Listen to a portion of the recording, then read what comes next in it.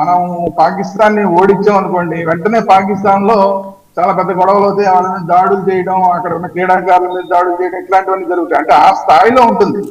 At same time Pakistan మీద మనం team ఓడిపోయినా కూడా మన వాళ్ళందరూ పైకి మనం పాకిస్తాన్ లో లాగా టీవీలు పగలగొట్టేసి అందరి మీద దాడులు చేయకపోయినా లోపల బాధపడతారు. సో ఇట్లాంటి ఈ క్రికెట్ లాంటి క్రీడల విషయంలో మనం అంత ఓపెన్ గా ఉండాల్సిన అవసరం అయితే లేదు. ఆ ఎమోషన్స్ ని క్లియరప్ చేసే దేంట్లో మనం ఎలా ఉండాలి అన్నది మనం కేటగారికల్ గా మనం మాట్లాడుకోవాలి తప్ప ఓవరాల్ గా క్రీడలు అని మాట్లాడేస్తే అది కరెక్ట్ కాదు. రెండోది, సినిమాల విషయంలో కూడా అంటే సినిమాల విషయంలో కూడా పాకిస్తాన్ కి సంబంధించిన నటీనటులను తీసుకొచ్చి ఇక్కడ యాక్టింగ్ చేయిద్దాము, ఇలాంటి ప్రయత్నాలు గతంలో జరిగినప్పుడు కూడా వాళ్ళందరూ మిస్యూజ్ చేశారు. వాళ్ళందరూ కూడా ఇక్కడికి వచ్చి యాంటీ ఇండియా స్టేట్మెంట్ ఇక్కడ కూర్చునేవడం, పాకిస్తాన్ నుంచి వచ్చి ఇక్కడికి వచ్చి ఇక్కడ మన మీద బతుకుతూ యాంటీ ఇండియా స్టేట్మెంట్స్ ఇవ్వడం లాంటివి చేశారు.